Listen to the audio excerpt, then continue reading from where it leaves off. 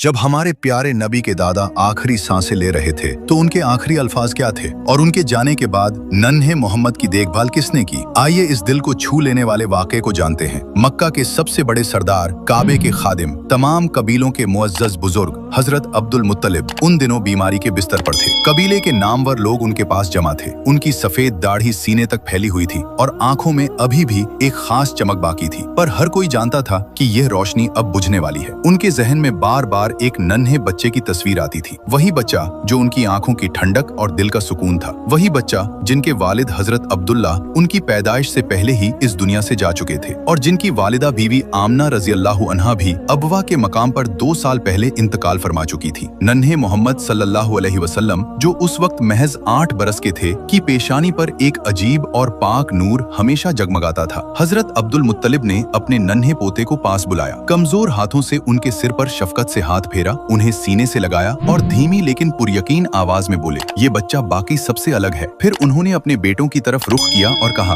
ध्यान से सुनो, इस बच्चे की हिफाजत अब तुम सबकी सबसे बड़ी जिम्मेदारी है और मैं यह अमानत अपने बेटे अबू तालिब के हवाले करता हूँ। यह अल्फाज सुनते ही हजरत अबू तालिब की आंखें भर आईं। वे खुद तंगी की जिंदगी बसर करते थे। घर में माल दौलत की फिक्र रहती थी, मगर उनका दिल बहुत कुशादा था। उन्होंने अपने वालिद से अर्ज किया, अब्बा जान, आप बिल्कुल फिक्र न करें, मैं इस बच्चे की हिफाजत अपनी जान से भी बढ़कर करूंगा। कुछ ही रोज बाद वो लम्हा आ पहुंचा जिसका डर सभी को था। हजरत अब्दुल मुत्तलिब इस दुनिया से पर्दा फरमा गए। पूरे मक्के में सोग छा गया, मगर सबसे गहरा दर्द था नन्हे मोहम्मद सल्लल्लाहु अलैहि वसल्लम के दिल में। पहले अम्मी का साया उठा, अब दादा जान भी चले गए। आंखों से आंसू बह रहे थे, मगर दिल में एक ऐसा सब्र था जो किसी आम बच्चे में नहीं होता। कोई दूसरा होता तो बिलख बिलख कर रोता, मगर आप सल्लल्लाहु अलैहि वसल्लम खामोश थे। निगाहें आसमान की तरफ उठी हुई, जैसे उस ऊपर वाले से सुकून मिल रहा हो। अल्लाह ताला ने अपने महबूब नबी को यह तकलीफें इसलिए दिखाईं ताकि पूरी उम्मत को सब्र, तवक्कुल और यकीन का असली सबक मिले। उस दिन के बाद हजरत अबू तालिब ने नन्हे मोहम्मद सल्लल्लाहु अलैहि वसल्लम को